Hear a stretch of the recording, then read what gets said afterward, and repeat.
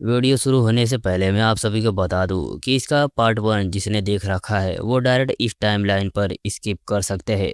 और जिन्होंने इसका पार्ट 1 नहीं देखा वो शुरू से देख सकते हैं। और एक बात और, ये पार्ट 1 जो है वो मेरी पहली वीडियो थी तो आपको थोड़ा बोरिंग लग सकता है, लेकिन पार्ट 2 और इसके आने वाले चैप्टर्स में आपको काफ़ी मज़ा आने वाला है। तो चलिए शुरू करते हैं।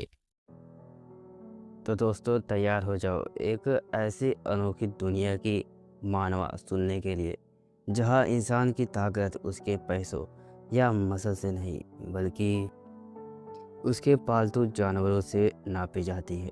जी हाँ, हम बात कर रहे हैं एक नया और सुपर एक्साइटिंग मानवा की। यह एक ऐसे लड़के की कहानी है जो एक दिन अचानक से अजीब दुनिया में पहुंच जाता है, जहां से जिंदा रहने के लिए सबसे खतरनाक और पावरफुल पेट्स को ट्रेन करना होगा। तो चलिए ज़्यादा टाइम वेस्ट नहीं करते हैं और सीधा जंप करते हैं इसके पहले चैप्टर में। कहानी की शुरुआत होती है एकदम शॉकिंग सीन से। हम देखते हैं हमारे मेन कैरेक्टर को जो जख्मी हालत में ज़मीन पर पड़ा है। उसका नाम है जूपिंग। उसके सामने एक छोटा सा अजीब सा पेड़ भी पड़ा है जो बुरी तरह से घायल है। जूपिंग अभी ठीक से होश में आ ही रहा होता है कि उसके दिमाग में एक बात क्लियर हो जाती है कि अरे मैं यहाँ कैसे आया। वह अपनी दुनिया से इस नई अनजान दुनिया में आ चुका है, लेकिन भाई उसे यह रियलाइज़ करने का ज़्यादा टाइम नहीं मिलता, क्योंकि उसके सामने एक नज़ारा देखकर किसी की भी पिछवाड़ा फट जाए। एक नहीं दो नहीं बल्कि पूरी फौज खड़ी है इन विशाल और ख़तरनाक मॉन्स्टर की, जो उसे ही घूर रहे हैं। इससे पहले कि वो कुछ समझ पाता, एक मॉन्स्टर उस पर हमला कर देता है। तो आखिर यहाँ हुआ क्या? अब कहानी जाती है कुछ दिन पीछे।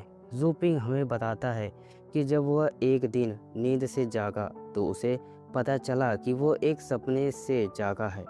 एक सपना जिसमें वह ट्रांसमिग्रेट हो गया था। उसने अपनी नई आइडेंटिटी चेक की। उसका नाम जूपिंग, उम्र 18 साल। यह दुनिया अर्थ जैसी ही है, बस टेक्नोलॉजी थोड़ी ज़्यादा एडवांस है। लेकिन यहाँ असली पावर टेक्नोलॉजी नहीं बल्कि पेट्स है। यह पेट्स सिर्फ पालने के लिए नहीं होते हैं। कुछ पेट्स इंसानों के काम आते हैं और कुछ कुछ पेट रिवेंज और वार के लिए, यानी लड़ाई के लिए इस्तेमाल होते हैं। इन्हें वार पेट्स कहा जाता है और इनके मालिक को वार टाइमर। इस दुनिया में किसी भी देश की पोजीशन इस बात से डिसाइड होती है कि उनके वार पेट्स कितने ताकतवर है, यानी कि इस दुनिया में वही सबसे पावरफुल है जिसका वार पेट सबसे तगड़ा है। अपनी नई दुनिया और नई आइडेंटिटी को समझने के बाद जूपिंग अपने कमरे का दरवाज़ा खोलता है। और जैसे ही दरवाज़ा खुलता है सामने खड़ी है एक क्यूट सी लड़की। हीरो मन ही मन में सोचता है क्या यह इस बॉडी का ओरिजिनल ओनर की बहन है। पर अगले ही सेकंड बेचारे की सारी आशिकी हवा हो जाती है जब वह लड़की उस पर जोर से हमला कर देती है। यह लड़की जिसका नाम जूलिंग यू है उसकी छोटी बहन है और वह उस पर चिल्लाती है, तुम जैसे बुरे इंसान को मैंने अपने भाई क्यों माना। जूपिंग बेचारा कंफ्यूज हो जाता है कि आखिर उसने किया क्या। तब जूलिंग यू उसकी करतूतों की पूरी लिस्ट गिनवाती है, जैसे बेड पर कैटरपिलर रखना, उसके स्नेक चुरा लेना और उसके टूथपेस्ट में नमक मिला देना। भाई यह सुनकर तो लगता है कि जिसकी बॉडी में हमारा हीरो आया है वह एक नंबर का कमीना और बदमाश था। जू लिंग यू उसे गुस्से में कहती है कि वो जाकर पेट शॉप संभाले, और इससे पहले कि जूपिंग कुछ बोल पाता वो उसे धमकी देकर दरवाज़ा बंद करके चली जाती है। इस बहन की ताकत देखकर तो हीरो भी डर जाता है और सोचता है यह लड़की है या मॉन्स्टर। अब बेचारे जूपिंग के पास शॉप जाने के अलावा कोई चारा नहीं था। वो पहुंचता है रेस्कल पेट बीस्ट स्टोर पर। भाई नाम से ही लग रहा है कि दुकान का मालिक कैसा होगा। और दुकान की हालत तो कबाड़ी खाने जैसी है। शटर टूटा हुआ, हर जगह कचरा। जैसे ही वो शटर खोलता है, एक कुत्ता उस पर, आप देख ही सकते हो। इससे पहले कि वो कुछ कर पाता, उसे पीछे से एक आवाज़ आती है। कौन है? पीछे मुड़ते ही वो देखता है कि एक पंख रोकर जैसा बंदा अपने काले पेट के साथ खड़ा है। वो कहता है, अपने कस्टमर को भूल गए? मैं एक हफ्ते से तुम्हारा इंतजार कर रहा हूँ।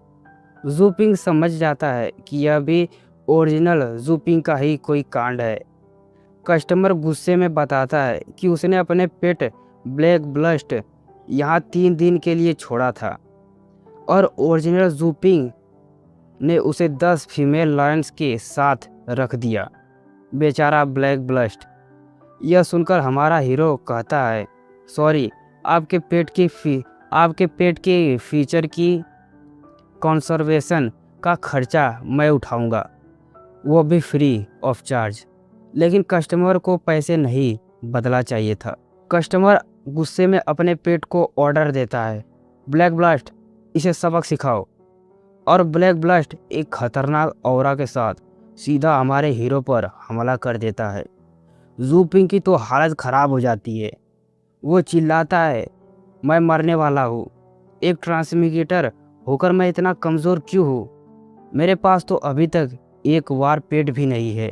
वो मौत के बिल्कुल करीब था, लेकिन तभी, जैसा कि हर इस इकाई कहानी में होता है, आसमान से एक नीली रोशनी आकर सीधे जूपिंग के ऊपर गिरती है। हर तरफ एक ब्लाइंडिंग लाइट फैल जाती है। कस्टमर भी यह देखकर हैरान हो जाता है। रोशनी के बीच जूपी को एक आवाज़ सुनाई देती है, detected suitable target starting contract bind. जूपिंग को लगता है कि फाइनली उसका चीट सिस्टम आ गया।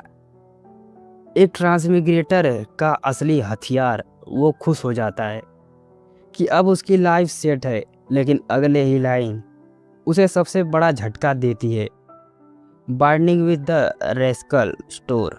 यह सुनते ही जूपिंग के होश उड़ जाते हैं। इस दुकान के साथ बाइंडिंग, भाई यह कैसा अजीब चीट सिस्टम है। तो दोस्तों, स्वागत है आपका चैप्टर 2 में। पिछले चैप्टर में कहानी ने हमें एकदम क्लिफ हैंगर पर छोड़ दिया था, जहां पर हमारा हीरो जूपिंग पर ब्लैक ब्लस्ट ने अटैक कर दिया था। तभी आसमान से एक रोशनी आती है और एक सिस्टम उसे जुड़ने लगता है, लेकिन पेट से नहीं, बल्कि उसकी टूटी फूटी दुकान से। जूपिंग बेचारा शौक में था कि यह कैसा अजीब सिस्टम है। तो चलिए देखते हैं इस अजीब सिस्टम ने आगे क्या गुल खिलाया। तो जैसा कि सिस्टम एक्टिवेट होता है, वो दुकान के बजाय सीधे जूपिंग से बाइंड हो जाता है। उसके सामने एक स्क्रीन आती है, super paid system binding जूपिंग।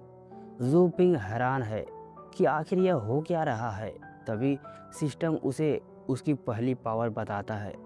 Store के अंदर सुपर गोड सिस्टम से जुड़ा हुआ इंसान हर तरह के डैमेज से इम्यून रहेगा, यानी उस पर कोई भी अटैक काम नहीं करेगा। यह सुनते ही जूपिंग की आंखों में चमक आ जाती है। क्या मैं इनविजिबल बन गया? भाई उसको तो लगता है कि उसकी लॉटरी लग गई। लेकिन तभी उसे याद आता है, एक मिनट, टारगेट दुकान थी ना, मैं कैसे बाइंड हो गया? और भाई इसका जवाब तो और भी फनी है। सिस्टम कहता है, कहना भूल गया, स्टोर ओनर भी साथ में बाइंड होगा। यह सुनकर जूपिंग का रिएक्शन देखने वाला है। अरे भाई थोड़ा प्रोफेशनल बनो यार। इस फनी मोमेंट के बाद हमें फिर से पीछे का टाइम दिखाया जाता है। ब्लैक ब्लास्ट का एनर्जी अटैक पूरी रफ्तार से जूपिंग के चेहरे की तरफ बढ़ रहा था। कस्टमर भी हंस रहा था कि अब तो यह गया, लेकिन अगले ही सेकंड जो होता है उसे देखकर उस कस्टमर का होश उड़ जाता है। जूपिंग एकदम शांति से अपने नंगे हाथों से उस पावरफुल एनर्जी बॉल को ऐसे पकड़ लेता है जैसे वो कोई टेनिस बॉल हो। एटीट्यूड तो देखो बंदे का। वो ब्लैक ब्लस्ट को घूर कर कहता है, तुम मेरी दुकान के साथ क्या करने की कोशिश कर रहे हो? और फिर वो उस एनर्जी बॉल को वापस उसके मुंह में ठूस देता है और कहता है इसे निगल जाओ। बेचारा ब्लैक ब्लास्ट, जो अब तक एक खतरनाक मॉन्स्टर लग रहा था, अब एक डरा हुआ पप्पी की तरह अपने ही अटैक को खा जाता है। यह नज़ारा देखकर कस्टमर की तो हालत ही पतली हो गई। उसे यकीन नहीं हो रहा कि कोई इंसान ब्लैक ब्लस्ट के अटैक को ऐसे रोक सकता है। जूपिंग पूरा स्वैग में उसे पूछता है, तो अब हमारी सर्विस से कोई कंप्लेंट तो नहीं? कस्टमर और उसका पेट वो इतना डर जाते हैं कि वो वहाँ से दुम दबाकर भाग जाते हैं। और हमारा हीरो पीछे से सोच रहा है, अरे यह भाग क्यों गए? क्या मैं इतना डरावना हूँ? कस्टमर के जाते ही सिस्टम उसे मैसेज देता है, store crisis has been resolved, reward refresh the whole store state once. जूपिंग खुश होकर रिवॉर्ड का यूज़ करता है और भाई एक झटके में पूरी दुकान कचरे के ढेर से एक चमचमाते brand new futuristic pet store में बदल जाती है। ज़मीन, दरवाजे, सेल्वे, सब कुछ एकदम नया और हाईटेक। जूपिंग भी यह रिफ्रेश देखकर इम्प्रेस हो जाता है। अपनी नई दुकान को देखते हुए जूपिंग को एक नया दरवाज़ा दिखता है। अंदर एक पेट बीस्ट फोस्टर एरिया है। छोटे छोटे क्यूट पेट्स सो रहे हैं। तभी सिस्टम उसे एक नया मिशन देता है। Main mission activated. एक पेट चुनो और उसे रैंक 3 तक ट्रेन करो। उसे 2 ऑप्शन मिलते हैं, चेसिंग मून हॉन्ड और लाइटनिंग रेड। जूपिंग लाइटनिंग रेड को चुनता है। अब वक्त था उसकी डिटेल चेक करने का। इसका टाइप है lightning element, combat ability rank 1। सब ठीक लग रहा है। तो इस लाइटनिंग रेड का स्किल क्या है? कोई थंडर शॉक, कोई हाई स्पीड अटैक? नहीं, इसकी स्किल है acting cute. What acting cute? भला कौन सी स्किल होती है? बेचारा जूपिंग कहा वो खतरनाक वारपेट की दुनिया में पावर अप होने का सोच रहा था, और कहाँ सिस्टम ने उसे यह चूहे जैसा पेट थमा दिया जिसकी स्पेशल पावर है क्यूट दिखना। इससे पहले कि जूपिंग इस धोखे पर रो पाता, ज़मीन फटती है और वो अपने नया क्यूट पेट के साथ सीधा एक पोर्टल में गिर जाता है। सिस्टम उसे बताता है कि उसे एक नर्टल लैंड में भेजा जा रहा है जिसका नाम है लाइटनिंग क्लाउड सी वर्ल्ड। और अगले ही पल जूपिंग और वो बेचारा चूहा एक ऐसी जगह पर आसमान से गिर रहे होते हैं जहां हर तरफ खतरनाक बिजली कड़क रही है। दोनों बुरी तरह से चिल्ला रहे हैं और इसी के साथ चैप्टर 2 होता है ख़त्म। तो दोस्तों, स्वागत है आपका चैप्टर 3 में। अब देखते हैं आगे क्या होता है। तो फाइनली हमारा हीरो और उसका छोटा सा पेट ज़मीन पर लैंड करते हैं। होश में आते ही जूपिंग जब अपनी आंखें खोलता है तो उसके सामने जो नज़ारा होता है उसे देखकर उसकी आंखें फटी की फटी रह जाती है। वो एक ऐसी जगह पर था जहां पहाड़ जैसे बड़े बड़े अजीब पेड़ थे और आसमान में हर तरफ खतरनाक बिजली कड़क रही थी। उसका पेट भी बेचारा डर के मारे स्वीक स्वीक कर रहा था। जूपिंग यह सब देखकर सोचता है, इतने बड़े पेड़, यहाँ रहने वाले लोग कितने लंबे होते होंगे। तभी सिस्टम उसे इस जगह के बारे में जानकारी देता है। यह जगह कई पुराने विशाल जानवरों के रेस्टिंग एरिया है और यहाँ लाइटनिंग एलिमेंट की एनर्जी बहुत ज़्यादा है, इसलिए यह लाइटनिंग टाइप पेट की ट्रेनिंग के लिए बेस्ट है। सिस्टम उसे यह भी बताता है 100 मीटर की दायरे में बड़े जानवरों से टकराने के चांस हाई है। यह सुनकर जूपिंग की थोड़ी हवा टाइट हो जाती है। वह सोचता है यह कैसा बिगनर विलेज है, यहाँ तो हर तरफ खतरे ही खतरे हैं। इससे पहले कि जूपिंग इन्फॉर्मेशन को ठीक से प्रोसेस कर पाता, उसके सामने एक ऐसी चीज़ आ जाती है जिसे देखकर उसके सांस ही रुक जाती है। हवा में तैरता हुआ एक 10,000 मीटर लंबा lightning abyss thunder king beast कून। यह कोई मॉन्स्टर नहीं, यह चलता फिरता पहाड़ था। उसके सामने जूपिंग और उसका पेट एक चींटी के बराबर भी नहीं थे। जूपिंग अपनी ज़िंदगी में पहली बार इतना विशाल जानवर देख रहा था और उसकी हालत ख़राब थी, लेकिन उसे रिएक्शन देने का टाइम ही नहीं मिलता। उस किंग बीस्ट की आंखों से एक रेड येलो बिजली निकलती है और एक सेकंड से भी कम टाइम में जूपिंग और उसका पेट दोनों जलकर राख हो जाते हैं। स्क्रीन पर लिख कर आता है होस्ट हैड डेड। क्या खेल शुरू होने से पहले ही ख़त्म? लेकिन कहानी यहाँ ख़त्म नहीं होती। अगले ही पल जूपिंग हाँफते हुए एक अंधेरे जगह पर होश में आता है। मैं मर गया। वो चीज़ क्या थी? तभी सिस्टम उसे बताता है कि उसे किंग बीस्ट ने 0.73 सेकंड पहले मार दिया था और अब वो रिवाइव स्पेस में है। पर भाई यह सिस्टम इतना भी अच्छा नहीं है।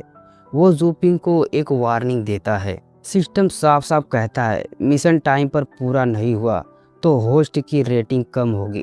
अगर होस्ट ने ट्रेनिंग एरिया पहले छोड़ दिया तो उसे फेल माना जाएगा।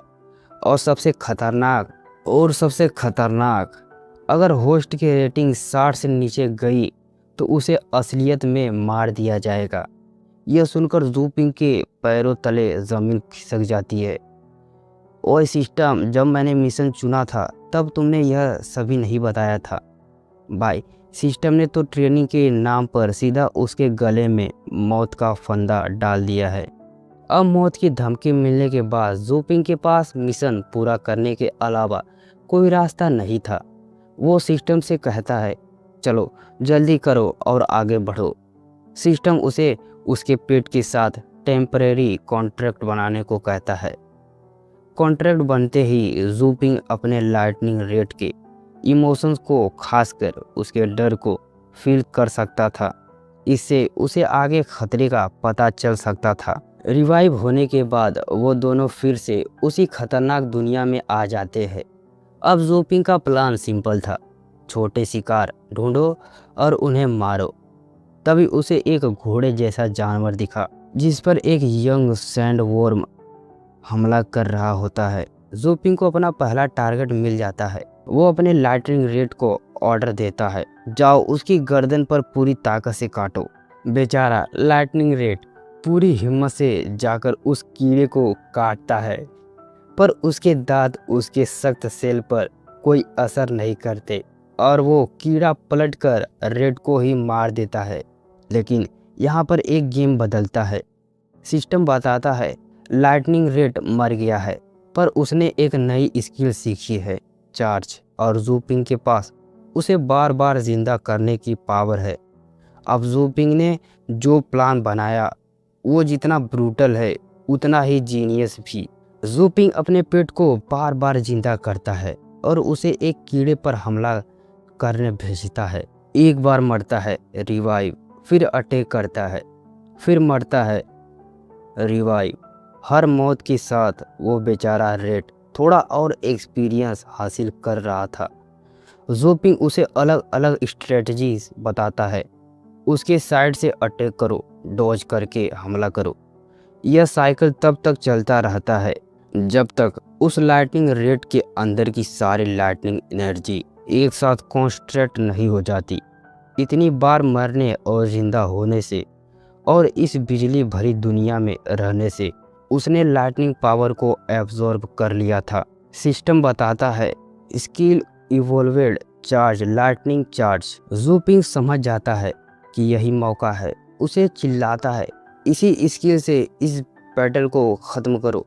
और इस बार लाइटनिंग रेड एक सिंपल चार्ज नहीं करता, वो बल्कि एक तूफ़ानी लाइटनिंग चार्ज करता है। वो बिजली का एक टोर्नेडो बनाकर सीधा उस सैंडवॉर्म के अंदर घुस जाता है और उसे चीर कर रख देता है एक ही झटके में। इतनी देर से परेशान करने वाला मॉन्स्टर धूल चाट रहा था। Great job lightning red. जूपिंग ने आखिरकार अपनी पहली जीत हासिल कर ली। सिस्टम बताता है उसे मिशन की प्रोग्रेस सिर्फ 2% हुई है भाई, अभी 98% बाकी है। जूपिंग अपने पेट को आराम करने देता है ताकि वो नया शिकार ढूंढ सके, पर तभी अचानक पूरी ज़मीन कांपने लगती है, अर्थक्वेक। और इससे पहले कि जूपिंग कुछ समझ पाता, उसके चारों तरफ ज़मीन से एक के बाद एक दर्जनों विशाल सैंड वर्म्स निकल आते हैं। एक से तो मुश्किल से जीता, पर अब इन सब का सामना वो कैसे करेगा। तो दोस्तों, चैप्टर 3 होता है यहीं पे ख़त्म। अब मिलते हैं अगले चैप्टर में।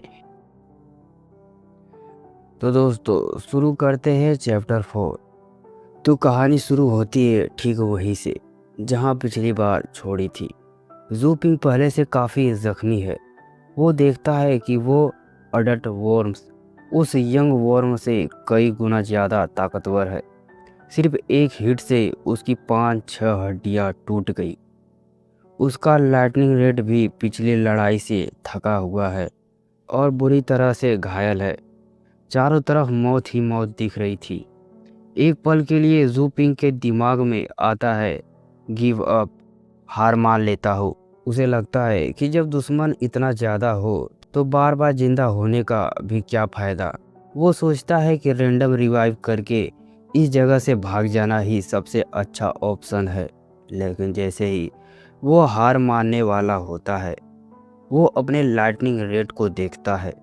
वो छोटा सा पेट जो बुरी तरह से जख्मी था, अभी भी हार मानने को तैयार नहीं था। अपनी मालिक को खतरे में देखकर वो अपनी बची कुची सारी ताकत इकट्ठा करता है और खुद से अपनी मर्जी से एक बार फिर से लाइटनिंग चार्ज इस्तेमाल कर देता है। और भाई, यह देखकर कितना खतरनाक लग रहा था।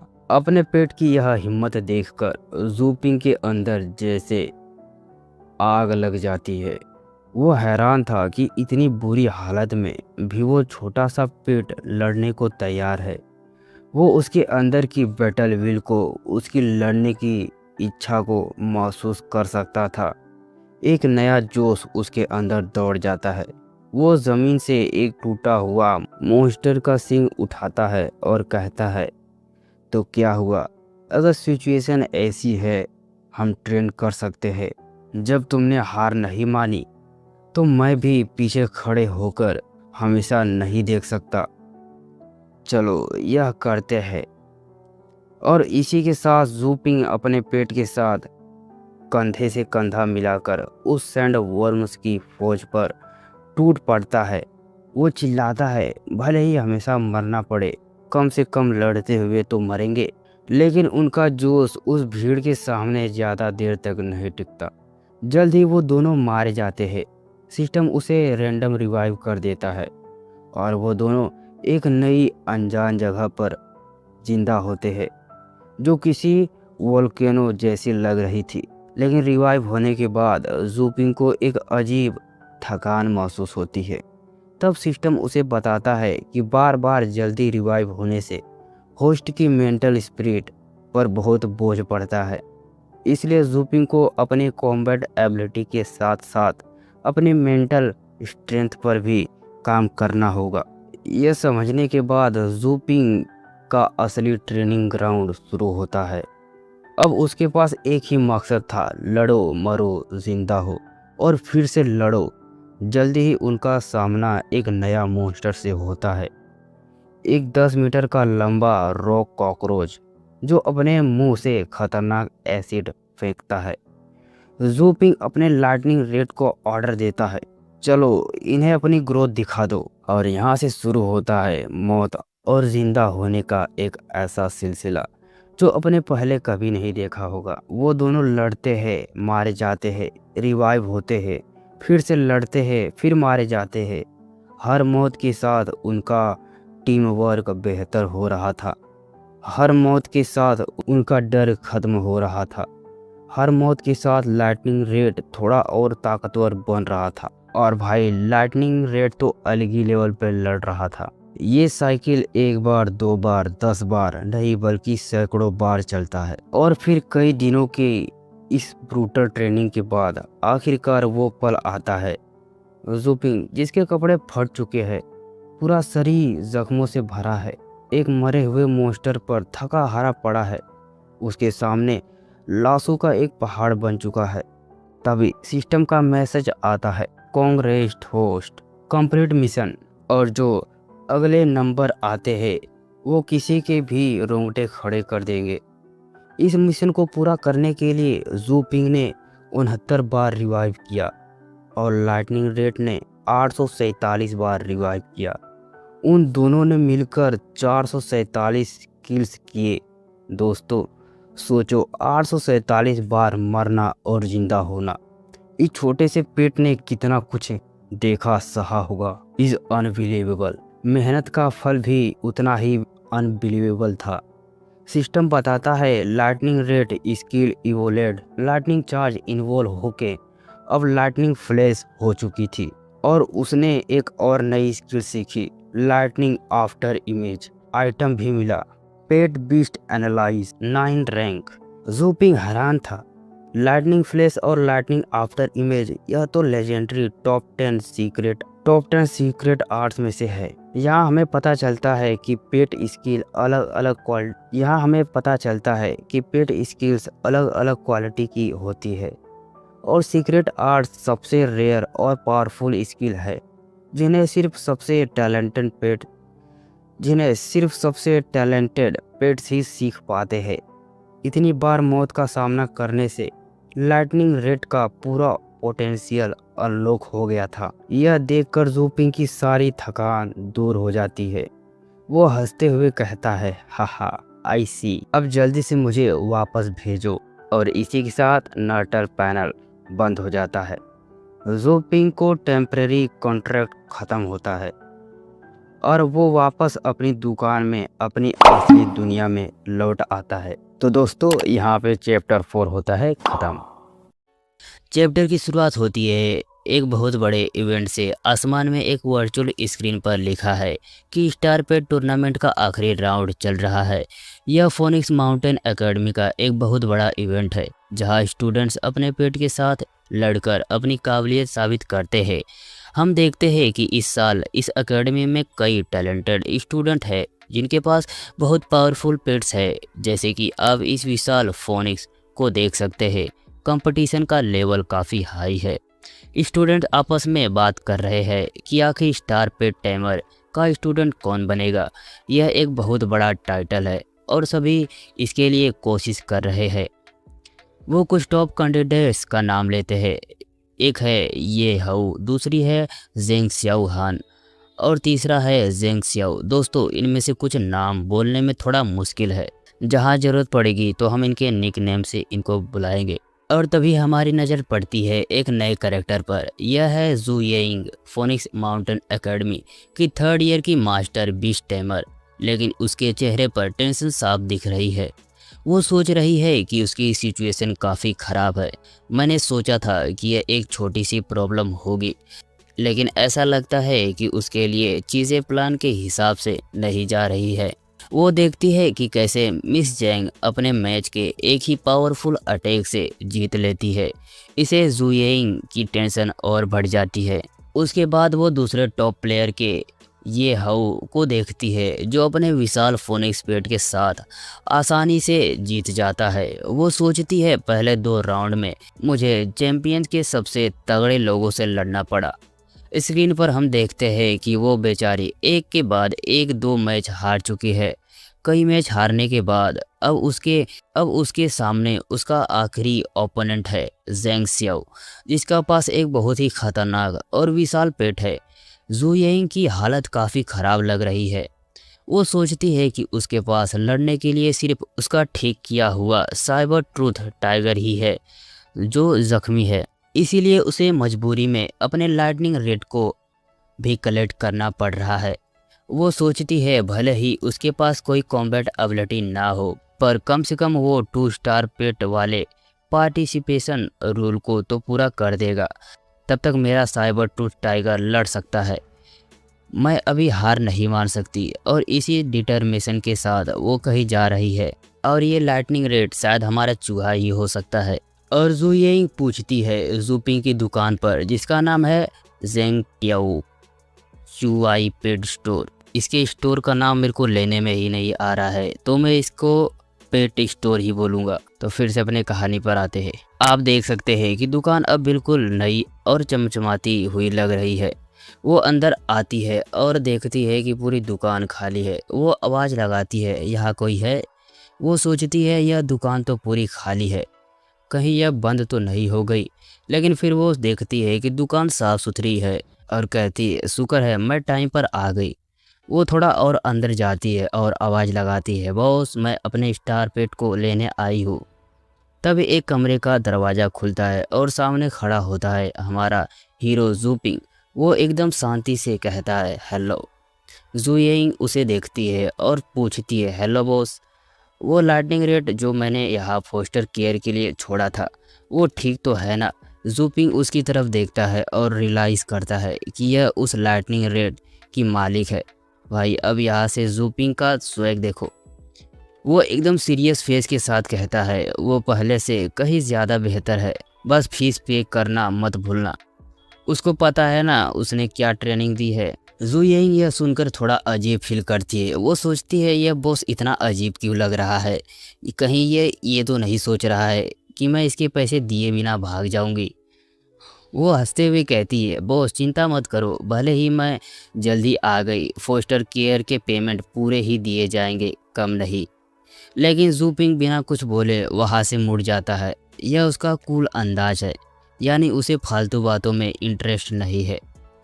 यह देखकर ज़ुयिंग और कंफ्यूज हो जाती है। वो क्यूट सा चेहरा बनाकर सोचती है क्या मैंने उसे गुस्सा दिला दिया। हम देखते हैं कि फोस्टर एरिया में लाइटनिंग रेड आराम से सो रहा है। उसके चारों तरफ एक हल्की सी मिस्टिकल नीली रोशनी है जो उसकी बढ़ी हुई ताकत को दर्शा रही है। ज़ूपिंग हल्के से उसके सर पर हाथ फेरता है और कहता है छोटे बच्चे उठ जाओ, घर जाने का टाइम हो गया है। लाइटनिंग रेड अपनी आंखें खोलता है और ज़ूपिंग को देखकर खुशी से जुई करता है। उन ब्रूटल 847 मौतों से उनके बीच एक अनोखा रिश्ता बन गया था। जाते जाते ज़ूपिंग उसे याद दिलाता है अपने नए मालिक के पास जाने के बाद मैंने जो भी सिखाया है उसे भूलना मत। यह सुनकर लाइटनिंग रेड एक बार फिर से जुई करता है। जैसे ही ज़ुयिंग पैसे पे करने जाती है, सिस्टम उसके दिए हुए पैसों को स्कैन करता है और उसे एनर्जी में कन्वर्ट कर देता है। तभी सिस्टम ज़ूपिंग को एक नया मिशन देता है, 7 दिन के अंदर एक प्रोफेशनल वार टेमर बनो। अगर वो फेल हुआ तो उसकी रेटिंग कम हो जाएगी। हम स्टोर के साथ सेट्स भी देखते हैं, रेटिंग 100, एनर्जी 100 और पेट स्लॉट 10। ज़ूपिंग सोचता है मैं वार टाइमर बन सकता हूँ। सिस्टम उसे अवेकनिंग पॉइजन खरीदने का ऑप्शन देता है जिसकी कीमत है 100 एनर्जी पॉइंट्स। ज़ूपिंग कहता है ओके बाय। सिस्टम उसे कन्फर्म करने को कहता है क्योंकि इसे उसकी सारी एनर्जी ख़त्म हो जाएगी। ज़ूपिंग बाय पर क्लिक कर देता है और उसके 100 एनर्जी पॉइंट्स खर्च हो जाते हैं। अब उसके पास सिर्फ एक एनर्जी पॉइंट बचता है। अब सब कुछ हो जाने के बाद ज़ूपिंग के सामने लाइटनिंग रेड की ट्रेनिंग का बिल आता है और तुम देखना आगे मजा आएगा। सिस्टम स्क्रीन पर एक नंबर फ्लैश होता है, 108 युआन। यह नंबर देखते ही ज़ूपिंग की आंखें बड़ी हो जाती है। उसे अपनी आंखों पर विश्वास नहीं होता और अगले ही पल उसका शौक गुस्से में बदल जाता है। उसके अंदर आग लग जाती है और वो गुस्से से कांपने लगता है।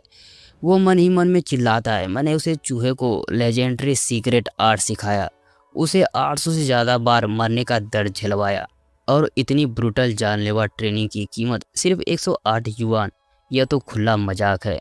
सिस्टम ने ज़ूपिंग को तो पूरी तरह से लूट लिया और इसी के साथ ये चैप्टर होता है ख़त्म। चैप्टर 2 की शुरुआत होती है टूर्नामेंट के अरीना से। ज़ेंग सियाओ अपनी विशाल पेट ड्रीमन ड्रैगन हॉर्न के साथ पूरे जोश में है। वो कहता है सो एक्साइटिंग और उसका पेट एक ही मुंह में ज़ुयिंग के साइबर ट्रूथ टाइगर को हरा देता है। हम देखते हैं कि ज़ुयिंग का मेन पेट साइबर ट्रूथ टाइगर पूरी तरह से घायल होकर ज़मीन पर पड़ा है। उसने पहले ही काफ़ी लड़ाइयाँ झेली थी और अब उसकी हिम्मत टूट चुका है। ज़ेंग सियाओ का डीमन ड्रैगन हॉर्न जिसका लेवल 3 है एकदम खतरनाक लग रहा है। उसकी ताकत देखकर सब हैरान है। ज़ेंग सियाओ जो फोनिक्स हॉल एकेडमी का 3rd ईयर का वार टाइमर है, ज़ुयिंग को ताना मारते हुए कहता है तुम अभी भी कंटिन्यू करना चाहती हो। कमेंटेटर्स भी इस मैच को डिस्कस कर रहे हैं।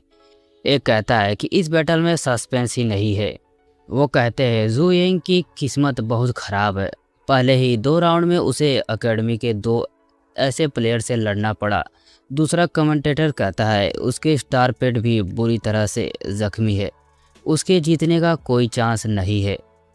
ऑडियंस में एक बैठी एक लड़की कहती है वो अभी बहुत छोटी है। एक और स्टूडेंट कहता है यह जानते हुए भी कि वो हारेगी, वो अभी भी लड़ रही है, यह बचपना नहीं बेवकूफ़ी है। लेकिन एक और स्टूडेंट कहता है इस मैच का रिजल्ट उसके लिए बहुत इम्पोर्टेंट है, इसे डिसाइड होगा कि वो स्कूल की कंसीडर की जाने वाली वार्ड टीम का हिस्सा बनेगी या नहीं। भले ही जीतने का कोई चांस न हो, उसे लड़ना ही पड़ेगा। जू यिंग अपने घायल पेट के पास जाती, वो देखती है कि उसकी चोट ठीक नहीं हुई है। वो परेशान होकर सोचती है ट्रीटमेंट इतनी जल्दी ठीक क्यों नहीं हुआ। भले ही यह सिर्फ एक छोटी सी चोट थी, पर इसके ठीक होने में टाइम लगेगा। वो निराश होकर कहती है घाव पर पट्टी लगाने से मेरे जीतने की उम्मीद और भी कम हो गई है। मेरा 3rd ईयर का करियर ऐसे ही ख़त्म हो जाएगा। तभी जेंग सियाओ चिल्लाता है तुम वहाँ अपने सपने देख रही हो, डीमन ड्रैगन हॉर्न, इसे ख़त्म करो। और उसका पेट एक पावरफुल फायरबॉल अटैक लॉन्च कर देता है। वो लोग जू यिंग के घायल पेट को ही टारगेट कर रहे हैं। यह देखकर जू यिंग चिल्लाती है सरेंडर, मैं हार मानती हूँ। लेकिन अटैक इतना तेज था कि जज भी उसे रोक नहीं पाता। एक बड़ा धमाका होता है और जू यिंग अपने पेट को बचाने के लिए उसके सामने आ जाती है। जज एक एनर्जी शील्ड बनाकर उसे बचाता है। जू यिंग थोड़ी जख्मी हो जाती है पर बच जाती है। जेंग सियाओ कहता है तुम लकी हो, अगले राउंड में भी इतनी लकी नहीं रहोगी। हारने के बाद जू यिंग बहुत दुखी है। वो सोचती है क्या इस स्टेट में स्कूल की वार्ड टीम का हिस्सा बन सकती हो। वो अपने लाइटनिंग रेट के बारे में सोचती है। वो रैंक 1 लाइटनिंग रेट, उसके पास कोई कॉम्बैट एबिलिटी नहीं है, मैं मैच कैसे जीतूंगी। ऑडियंस में बैठे लोग उसका मजाक उड़ाना शुरू कर देते हैं। एक चिल्लाती है हाहा जू यिंग अपने रैंक 1 लाइटनिंग रेट को बाहर निकालो। बाकी लोग भी चिल्लाने लगते हैं हार मानो और बाहर जाओ, हार मानो और बाहर जाओ। इसी शोर शराबे के बीच एक छोटी सी फिगर अरीना में इंटर करती है, द लेजेंडरी लाइटनिंग रेट। वो अपने मालिक को परेशान देखकर गुस्से में जुइक करता है। लोगों के ताने सुनकर जू यिंग की हिम्मत टूट जाती है। वो कहती है यह सब बेकार है, मैं हार। इससे पहले कि वो मानती हो कह पाती, लाइटनिंग रेड जोर से जुइक करता है और उसके पास दौड़कर आता है, जैसे कह रहा हो मालिक मैं हूं ना। जज काउंटडाउन शुरू करता है 3, 2, 1। जेंग सेव अपने पेट को ऑर्डर देता है डीमन ड्रैगन हॉर्न जाओ। लेकिन सबकी हैरानी के बीच लाइटनिंग रेड गुस्से में जुइक करते हुए पूरी स्पीड से डीमन ड्रैगन हॉर्न की तरफ लपकता है। जेंग सियाओ सोचता है एक रैंक 1 रेट, यह तो एक ही बाइट में मारा जाएगा, मैं इस मैच को जल्दी ख़त्म करूंगा। डीमन ड्रैगन हॉर्न अपने मुंह खोलकर लाइटनिंग रेड को खाने के लिए आगे बढ़ता है। जू यिंग यह देखकर डर जाती है और चिल्लाती है क्रैप। लेकिन तभी खेल पलट जाता है। लाइटनिंग रेड एक झटके में गायब हो जाता है और डीमन ड्रैगन हॉर्न हवा में बाइट करता है। यह थी legendary skill lightning after image. यह देखकर अरीना में पिन ड्रॉप साइलेंस हो जाता है। कमेंटेटर्स चिल्लाता है डॉज कर लिया। जेंग सियाओ भी हैरान है, यह लाइटनिंग रेड इतना तेज कैसे है। लाइटनिंग रेड दीवार पर दौड़ रहा होता है। जू यिंग भी शौक में है, यह मेरी आखिरी उम्मीद है। और फिर वो अपनी दूसरी लेजेंडरी स्किल इस्तेमाल करता है लाइटनिंग फ्लैश। वो बिजली की एक नीली लकीर बनाकर सीधे डीमन ड्रैगन हॉर्न की तरफ बढ़ता है। डीमन ड्रैगन हॉर्न कुछ समझ पाता उससे पहले ही लाइटनिंग रेड उसे टकराकर उसके आर पार निकल जाता है। एक ही झटके में विशाल डीमन ड्रैगन हॉर्न जमीन पर बेहोश पड़ा है। पूरा स्टेडियम हैरान है, लोग अपनी आंखों पर विश्वास नहीं कर पा रहे हैं। एक इंस्पेक्टर चिल्लाता है अनबिलीवेबल। जज हैरान होकर अनाउंस करता है इस राउंड की विनर है जू यिंग। जू यिंग जीत जाती है। वो अभी भी शौक में है। उसका लाइटनिंग रेड उसके पास आकर जुइक करता है। अब जिनको लोग मजाक उड़ा रहे थे वो सब हैरान है क्या सच में यह रैंक 1 रेट है? उसने इतनी हाई रैंक स्किल कैसे सीख ली? ज़ुयिंग अपने पेट को देखती है और सोचती है मेरा लाइटनिंग रेड के साथ क्या हुआ?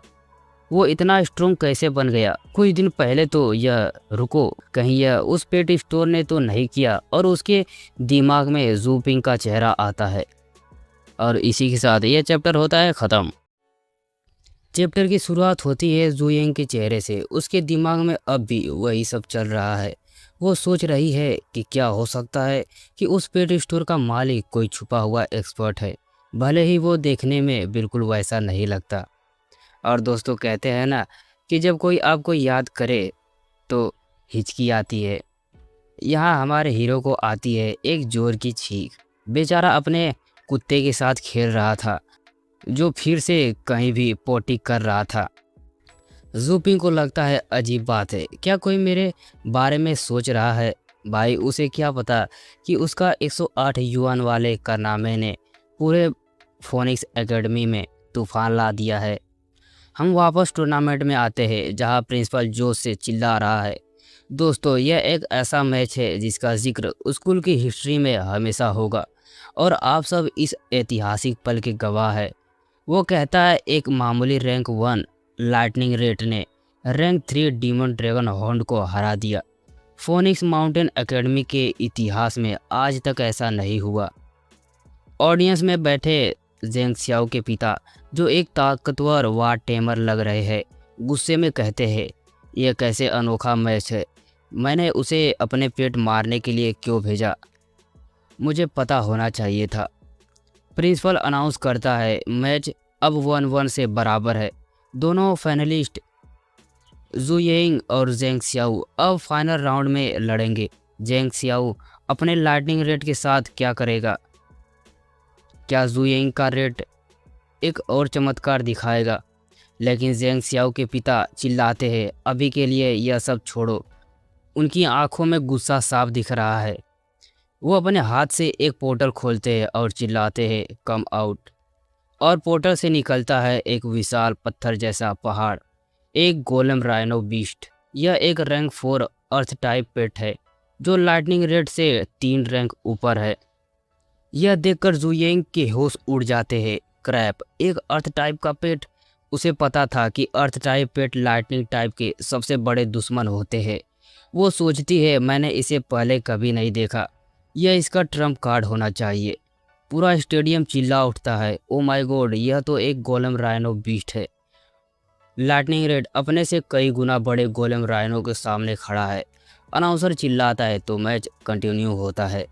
ऑडियंस में बैठे एक्सपर्ट डिस्कस करते हैं। एक कहता है ऐसा लगता है कि जेंग सियाओ के पास भी एक ट्रम्प कार्ड था। दूसरा कहता है लेकिन इस मैच में मज़ा आएगा क्योंकि ज़ुयिंग का लाइटनिंग रेट भी कम नहीं है। वही वो लाल बालों वाली एक्सपर्ट कहती है यह मत मानो कि एक बार सरप्राइज अटैक कामयाब हो गया तो हर बार जीत जाओगे। अगर लाइटनिंग रेट सिर्फ रैंक 1 है तो उसके पास हाई रैंक स्किल इस्तेमाल करने की पावर नहीं बची होगी। और मुझे लगता है उसने अभी तक अपनी पूरी ताकत इस्तेमाल नहीं की है। जेंग सियाओ पूरी ताकत झोंक देता है। वो एक के बाद 3 बफ स्पेल डालता है। Rank 2 strength blessing, rank 2 wind blessing, rank 2 solidify blessing. पर हैरान है यह तो एक चैनड स्किल है। जेंग सियाओ इतने सारे बफ्स एक साथ कैसे डाल सकता है? अब गोलेम राइनो की ताकत बिल्कुल अलग लेवल पर पहुंच चुकी है। इतना बफ्स के बाद गोलेम राइनो से निकलने वाला प्रेशर इतना ज़्यादा था कि ज़ुयिंग के सांस लेने में भी दिक्कत हो रही थी। वो सोचती है मैंने भी लाइटनिंग रेड को बफ दिया होता, लेकिन लाइटनिंग रेड अपनी मालिक के ऑर्डर के इंतज़ार नहीं करता।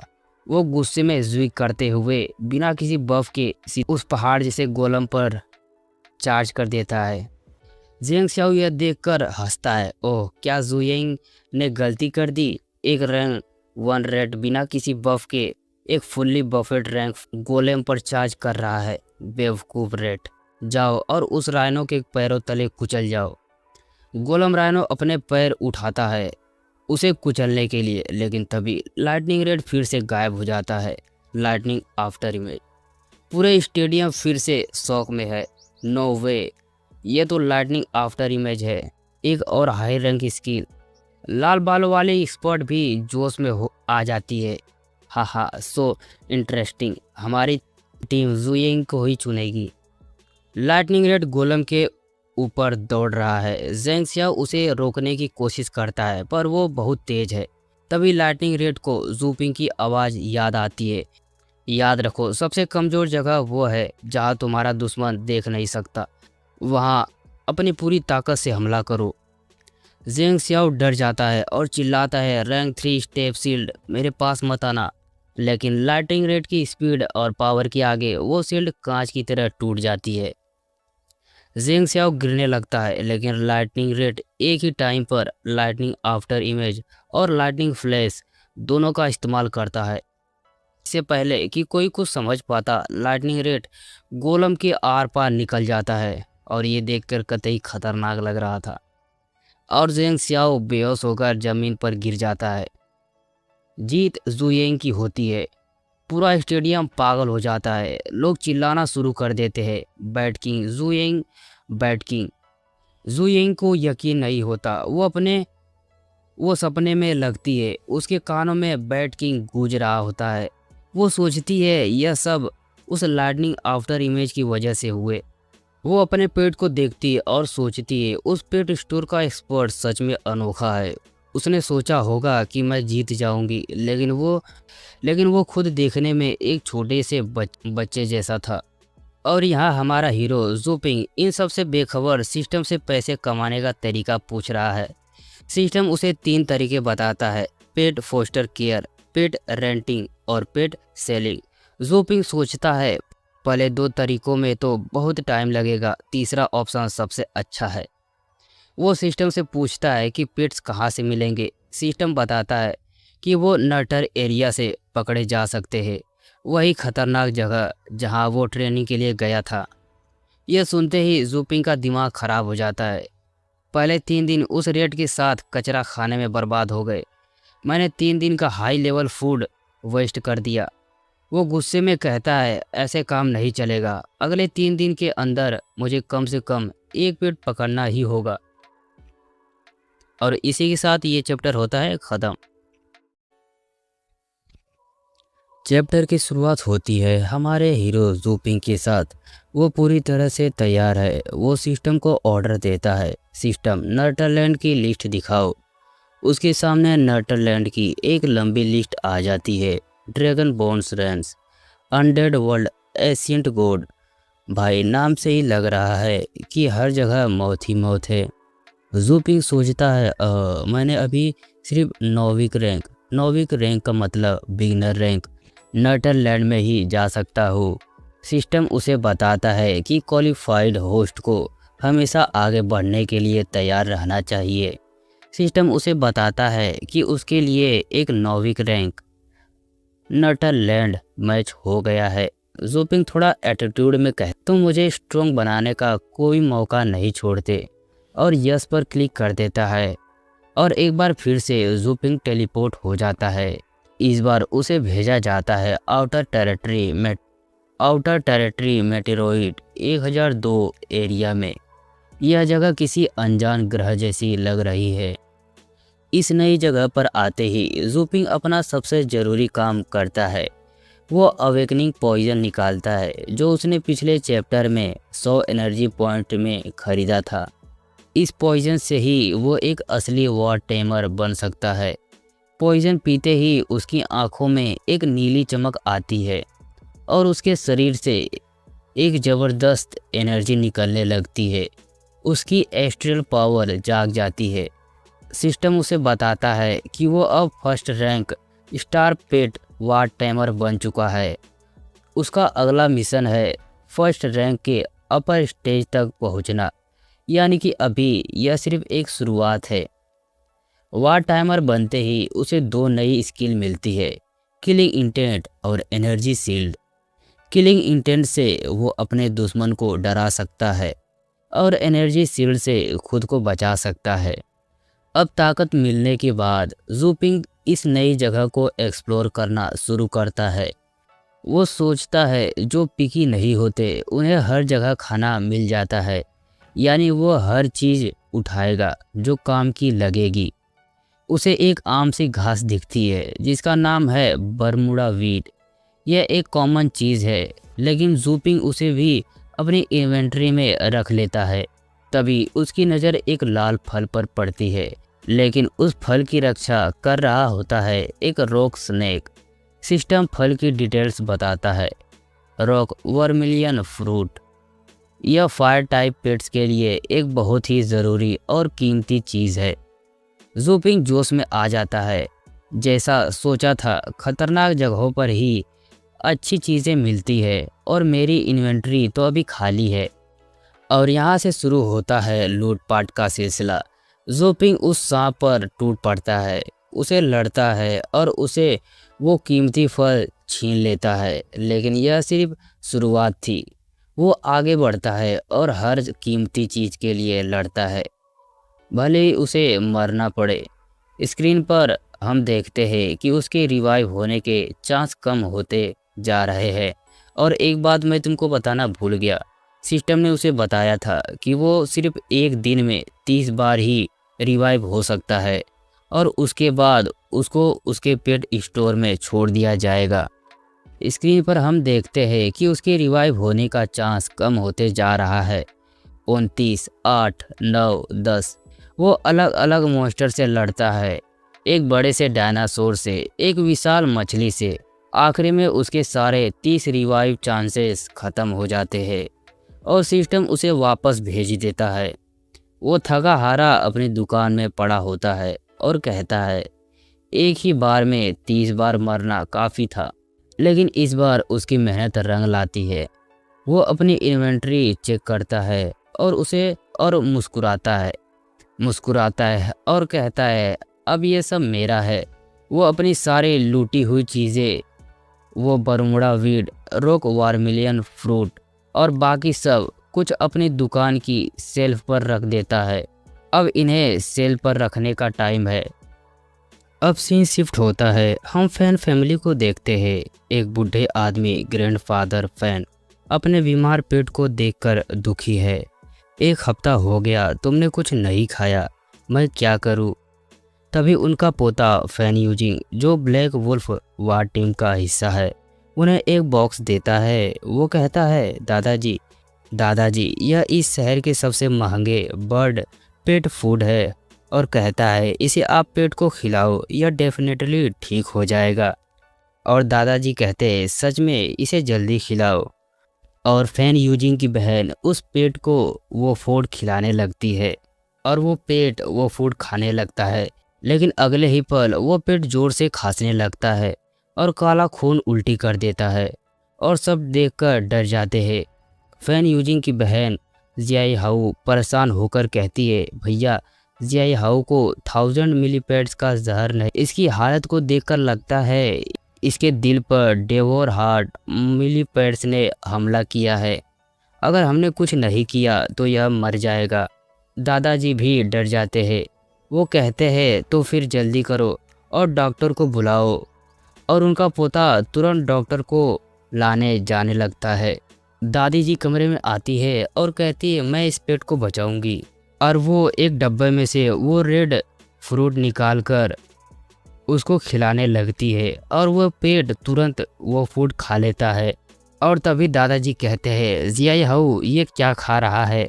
और दादी जी बताती है, यह रेड वर्मिलियन फ्रूट जो मैंने एक पेट स्टोर से लाया है। हम जूपिंग का एक शैडो देखते हैं जो कहता है, अगर अब भी कोई प्रॉब्लम हो तो मुझे ढूंढने आ जाना।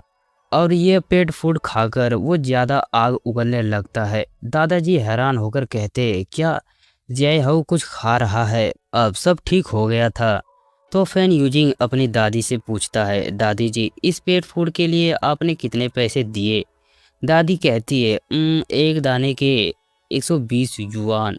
यह सुनकर फैन यूजिंग के तोते उड़ जाते हैं। वो चिल्लाता है, 120 युआन एक दाने के? इस डिब्बे में 12 दाने हैं, इसका मतलब 1440 युआन। यह तो लूट है, इतना महंगा पेट फूड। यह सुनते ही उसकी बहन फैंजियाऊ गुस्से में आ जाती है। वो सोचती है, मैंने सुना था कि कुछ ब्लैक स्टोर पेट फूड में केमिकल मिलाते हैं, ताकि पेट्स को उसकी आदत लग जाए और वो पागल हो जाए। अगर एक टाइम के बाद उन्हें वो फूड ना मिले तो वो मर जाते हैं। उसका भाई फैन यूजिंग भी गुस्से में कहता है, क्या उसको लगता है कि उसकी फैमिली को धोखा दिया गया है। फैन जियायू गुस्से में उठती है और अपने भाई से कहती है, भैया दादी जी से पूछो वो पेट स्टोर कहाँ है, उसका नाम क्या है। फैन यूजिंग भी तैयार होकर कहता है, मैं उसे ढूंढने जाऊंगा। बूढ़ी औरत डरते हुए बताती है, जियाऊ ट्याऊ क्यूआई पेट स्टोर। और इसी के साथ ये चैप्टर होता है ख़त्म। तो भाई चैप्टर शुरू होते ही सीन गर्मा जाता है। फैन यूजिंग अपनी बहन और फैन जियायू और कुछ चमचों के साथ जूपिंग की दुकान पर धमक पड़ता है और जूपिंग मस्त अपने में मगन होकर बैठा होता है और जूपिंग से कहता है, मैंने सुना है इसने मेरे दादी जी को स्कैम किया है। और डायरेक्ट गुस्से में बोलता है, तुमने अपने पेट फूड में क्या मिलाकर रखा है। और जूपिंग को कुछ समझ नहीं आता। वो सोचता है, मैंने तो बोतल पेट फूड बेचा था, वो भी ठीक कीमत पर। लगता है ये दोनों उस रॉक वर्मिलियन फ्रूट के बात कर रहे हैं, क्या उसमें कुछ दिक्कत है।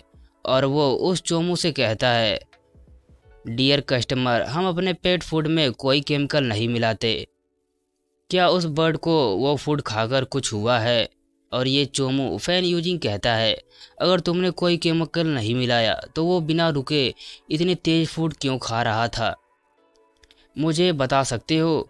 यह सब सुनकर वहाँ पे खड़े लोग आपस में बातें करने लगते हैं। मैं जानता था पिछली बार इस स्टोर में समस्याएं थी, स्टोर का फर्श शॉर्ट से भर गया था। अब ये पेट्स के फूड ऊंची कीमत पर बेच रहे हैं। और बात तो यह है कि मैंने पेट्स के ऐसे फूड के बारे में पहले कभी नहीं सुना है। लगता है ब्लैक हार्ट स्टोर्स ऐसे ही है और इनके बारे में इंटरनेट पर भी कोई खबर नहीं है। और ये लोग उस स्टोर को ब्लैक स्टोर बोलने लगते हैं। और जूपिंग यह सब सुन रहा होता है और तभी फैन यूजिंग की बहन कहती है, ब्रदर आप इसे बात करने में टाइम वेस्ट मत करिए, आप तुरंत पेट फूड एसोसिएशन को बुलाइए ताकि वो इस ब्लैक स्टोर को इन्वेस्टिगेट कर सके। और वो कहता है, सही कहा, और अब तो हमारे जूपिंग का पारा 7वें आसमान पे होता है। वो तुरंत किलिंग इंटर्न निकालते हुए गुस्से में बोलता है, तेरी इतनी हिम्मत, तूने मेरे स्टोर को ब्लैक स्टोर बोला। और भाई यह देखकर तो उसकी बहन डर के मारे ज़मीन पर गिर जाती है और वो डरावने लुक के साथ कहता है, तुम इतनी चालाकी से बात कर रही हो, तुम्हारे पास इसका क्या सबूत है। और वो लड़की मन ही मन कहती है, ये इतना डरावना कैसे हो गया, इसने तो मुझे ही डरा दिया। और यह देखकर फैन यूजिंग कहता है, तेरी इतनी हिम्मत, तूने मेरी बहन को छुआ। और गुस्से में उसका गला पकड़ लेता है और कहता है, तू लगता है मरना चाहता है। लेकिन भैया हमारा हीरो जूपिंग को घंटा फर्क नहीं पड़ता।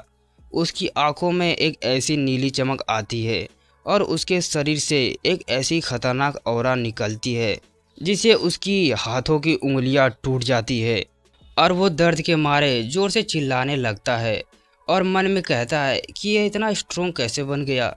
तभी जूपिंग के सामने सिस्टम का एक मिशन आता है और वो कहता है, इस स्टोर की रेपुटेशन ख़राब हो रही है, तुम्हें इस स्टोर को इनोसेंट प्रूव करना होगा। तभी फैन यूजिंग कहता है कि इस बॉस ने समझा नहीं सका और उसने हिंसा का प्रयोग करने का फैसला किया, मैं इस स्टोर पर फिर कभी नहीं आऊँगा। और फिर जूपिंग सोचता है, अगर मैं स्टोर को इनोसेंट नहीं प्रूफ कर पाया तो मेरे 10 पॉइंट्स भी कट हो जाएंगे और मेरे स्टोर पर कस्टमर का विश्वास भी कम हो जाएगा।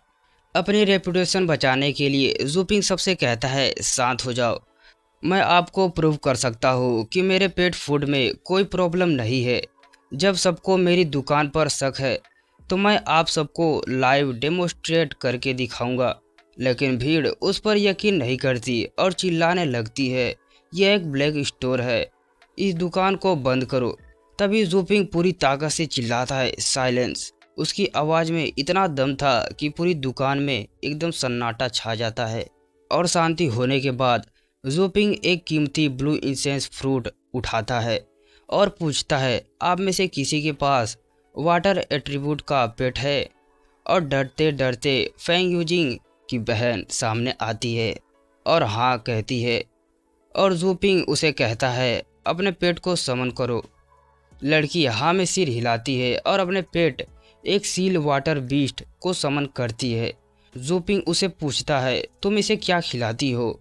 फिर पेट की तरफ मुड़कर कहता है यह ब्लू इंसेस फ्रूट है, यह खाने के बाद पता चल जाएगा कि इसमें केमिकल है या नहीं। पेट उस फल को खा लेता है। भीड़ में लोग बातें करने लगते हैं। ब्लू इंसेस फ्रूट, मैंने इसके बारे में पहले सुना था। एक और आदमी कहता है हाँ, यह पेट्स को कब्ज होने पर दिया जाता है ठीक करने के लिए। और वो हंसने लगते हैं। फल खाते ही उस सील वाटर बीस्ट के शरीर से जबरदस्त नीली रोशनी निकलने लगती है। हर कोई हैरान है, वो ये क्या हो रहा है? यह लाइट अगले ही पल स्क्रीन पर लिखकर आता है लेवलेड अप। उस मामूली से पेट ने एक ही फल खाकर लेवल 1 से सीधा लेवल 2 पर जंप कर लिया था। उसने एक नई स्किल भी सीख ली थी, वाटर ड्रैगन बुलेट। जूपिंग शांति से बताता है ब्लू इंसेंस फ्रूट में बहुत ज़्यादा एनर्जी है, इसलिए यह पेट का लेवल को बढ़ा सकता है। जूपिंग आगे एक्सप्लेन करता है लेकिन पेट का लेवल बढ़ने से उसकी कॉम्बैट एबिलिटी नहीं बढ़ती। कॉम्बैट एबिलिटी बढ़ाने के लिए उसे नर्टर करना पड़ता है। भीड़ में लोग बातें करने लगते हैं, अरे इसने लेवल अप कर लिया, सिर्फ एक फल से इतना बड़ा लेवल अप। और फेंग यूजिंग जो कि हैरान था, यह देखकर हैरानी के साथ कहता है सील वाटर बीस्ट, इस बात में कोई शक नहीं है कि यह लेवल अप हुआ है। यह ट्रेजर, यह तो सिर्फ फेडरल फायरिंग वार स्टोर में ही होता है। लगता है यह कम से कम हाई ग्रेड का है। अगर ऐसा है तो इस स्टोर का मालिक बहुत ही स्केरी है। और फैन जियायू जो कि उस पेट को हाथ में लिए बोल रही थी, तुमने इसे किसी दूसरे पेट से बदल दिया है। और फिर फैन यूजिंग अपनी बहन का सिर नीचे करके दोनों माफ़ी मांगने लगते हैं। वो समझ जाता है यह कोई खतरनाक बंदा है और उसकी बहन कहती है ब्रदर आप क्या कर रहे हो, हम गलत थे, हमें माफ़ कर दीजिए। और हमारा हीरो कहता है 8700 युआन एक पीस के, जल्दी करो मेरे पास ज़्यादा टाइम नहीं है भाई, एटीट्यूड हो तो ऐसा। यह सुनते ही वहाँ खड़ी पूरी भीड़ पागल हो जाती है। हर कोई उस चमत्कारी पेट फूड को खरीदने के लिए आगे बढ़ता है। फैन यूजिंग अपनी बहन से कहता है जल्दी पे करो, यह ट्रेजर है और यह सिर्फ 8700 युआन का है, यह तो बहुत सस्ता है। जूपिंग मन ही मन सोचता है यह प्राइस अभी भी कम है, हम पेट फूड की प्राइस सिस्टम के हिसाब से डिसाइड कर सकते हैं। सिस्टम से मैसेज आता है कि उसकी दुकान की रेपुटेशन बढ़ गई है। भीड़ में लोग चिल्लाते हैं मुझे भी एक चाहिए, ये कितना सस्ता है। अब सब कुछ शांत होने के बाद जूपिंग के दिमाग में एक ही चीज़ है। फाइनली वो कहता है मैं एक वारपेट बन गया, मैं अब एक वारपेट बुला सकता हूँ। उसके पास अब टोटल 215 एनर्जी पॉइंट्स थे। सिस्टम उसे स्पिरिट पॉइंट को अपग्रेड करने का ऑप्शन देता है। वो सोचता है अगर मैं इसे अपग्रेड नहीं करता हूँ तो मुझे सिर्फ लो रैंक के पेट्स ही मिलेंगे, अगर मैं इसे अपग्रेड कर दूँ तो हाई लेवल के पेट्स मिलने के चांस काफ़ी हाई हो जाएंगे। वो अपग्रेड पर क्लिक कर देता है, उसके 100 एनर्जी पॉइंट्स खर्च हो जाते हैं और system rank 2 chaos pure breed spirit point बनाना शुरू कर देता है। अपग्रेड पूरा होने के बाद जूपिंग के पास 115 एनर्जी पॉइंट्स बचते हैं। वो कहता है अपग्रेड किए बिना मैं हाई रैंक का पेट्स नहीं ले सकता। अब आखिरी कदम उठाने का टाइम था। उसने अपनी सारी कमाई और उम्मीदें इस एक बटन पर लगा दी थी। वो पूरे जोश के साथ चिल्लाता है ब्रीड। और इसी के साथ ये चैप्टर होता है ख़त्म। तो भाइयों पिछली बार हमने देखा था कि जूपिंग ने अपना पूरा जैकपॉट ब्रेड पर लगा दिया था और जैसे ही वो बटन दबाता है भाई साहब दुकान के अंदर एक खतरनाक नीली रोशनी का तूफान आ जाता है। ऐसा लग रहा था मानो कोई खतरनाक मॉन्स्टर प्रकट होने वाला है। जूपिंग भी एकदम एक्साइटेड था कि इतनी एनर्जी खर्च की है तो पक्का कोई रैंक 8 या रैंक 9 का खतरनाक ड्रैगन निकलेगा। सिस्टम का मैसेज आता है rank 2 chaos pure breed split pond successfully breed. लेकिन जैसे ही धुआं हटता है, रोशनी कम होती है, जूपिंग की आंखें फटी की फटी रह जाती है। सामने कोई ड्रैगन नहीं बल्कि एक छोटू सा नन्हा मुन्ना स्मॉल स्केलेटन खड़ा था। जूपिंग का रिएक्शन देखने लायक था। क्या एक छोटा सा स्केलेटन? जूपिंग तुरंत उसका स्टेट चेक करता है। Level 1 attribute demon quality inferior यानी एकदम घटिया। और तो और नीचे सिस्टम में जो बेइज्जती की है ना, वो पढ़कर जूपिंग का खून खौल जाता है। सिस्टम कहता है ये डीमन एट्रीब्यूट का सबसे लो रैंक पेट है।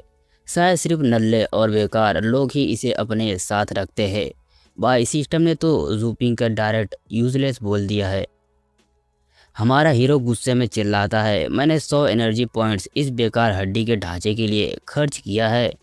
लेकिन वो छोटा एस्केलेटन अपने ही धुन में मस्त था। तभी एक अच्छी खबर आती है। ब्रेड मिशन पूरा होने की वजह से जूपिंग एक स्किल बुक मिलती है, किलिंग इंटेंस। ये एक नौवीं रैंक वार टीमर स्किल है जो पेट को बेसर्क मोड में भेज सकती है। जूपिंग थोड़ा ठंडा होता है और सोचता है चलो कम से कम ये स्किल तो काम की है, ज़्यादा नुकसान नहीं हुआ। लेकिन भाई सुकून कहा, सिस्टम तुरंत एक नया मिशन चिपका देता है। मिशन यह है कि जूपिंग को अपनी किसी एक पेट को 7 दिन के अंदर हाई इंटरमीडिएट रैंक तक पहुंचाना है। अगर कर दिया तो मिलेगा choose pure star power map, लेकिन अगर फेल हुए तो 10 पॉइंट्स का चूना लग जाएगा। अब जूपिंग के पास सिर्फ 7 दिन है इस छोटू स्केलेटन को बीस्ट बनाने के लिए। अब मिशन तो मिल गया था लेकिन जूपिंग टेंशन में था। वो हाई इंटरमीडिएट रैंक के बारे में सोच ही रहा होता है कि तभी वो लाइटनिंग रेट के स्टेटस देखता है। लाइटनिंग रेट रैंक 2 का और उसकी क्वालिटी इंटरमीडिएट है। फिर भी वो इतना खतरनाक है। और यहाँ हमारा ये स्केलेटन जिसकी क्वालिटी इंफीरियर यानी घटिया से भी नीचे है। जूपिंग बेचारा सोचता है क्या मुझे सच में इस स्ट्रेस को खजाना बनाना पड़ेगा।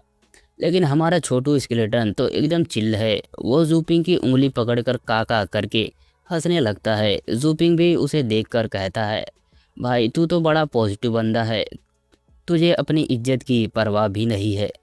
अभी जूपिंग अपने स्केलेटन को वापस केज में रख ही रहा होता है कि बाहर से आवाज़ आती है, बॉस क्या आप अंदर है? जूपिंग जैसे ही दरवाज़ा खोलता है, सामने 2 लड़कियां खड़ी थी।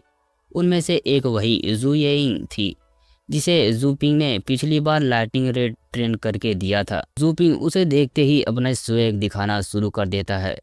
अरे 108 युआन, तुम फिर से आ गई, अब क्या चाहिए? 108 युआन सुनते ही लड़के गुस्से में कहती है, मेरा नाम जूपिंग है, 108 युआन नहीं।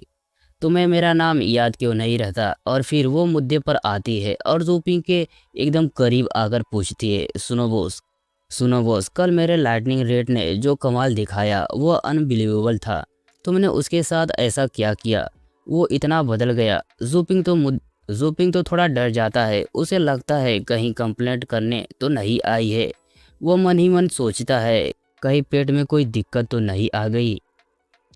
जूपिंग थोड़ा हिचकिचाते हुए जवाब देता है, मैंने तो ज़्यादा कुछ नहीं किया, बस थोड़ी नॉर्मल ट्रेनिंग दी। लेकिन उसे क्या पता था, उसने उस चूहे को एक छोटा मोटा मॉन्स्टर बना दिया है। अब यहाँ सीन उल्टा हो जाता है। जूयिंग को लगता है कि जूपिंग कोई मामूली दुकानदार नहीं बल्कि एक रैंक 6 या उससे भी बड़ा एक्सपर्ट है। वो डर के मारे थर थर काँप रही होती है। उसकी दोस्त लिली कहती है, ये बॉस तो कहीं से भी स्पेशल नहीं लग रहा है, दुकान भी इतनी खटारा है, क्या तुम श्योर हो? जूयिंग तुरंत उसे चुप कराते हुए कहती है, एक्सपर्ट के सामने ऐसी बात नहीं करते, अगर उन्हें गुस्सा आ गया तो हम दोनों यहाँ से जिंदा नहीं जाएंगे। लेकिन हमारे हीरो जूपिंग की हालत देखो, वो वहाँ कोने में बैठा सोच रहा है, भाई ये दोनों ऐसा घूर क्यों रही है? कहीं ये तो नहीं सोच रही कि मैंने 108 युआन ज़्यादा ले लिए।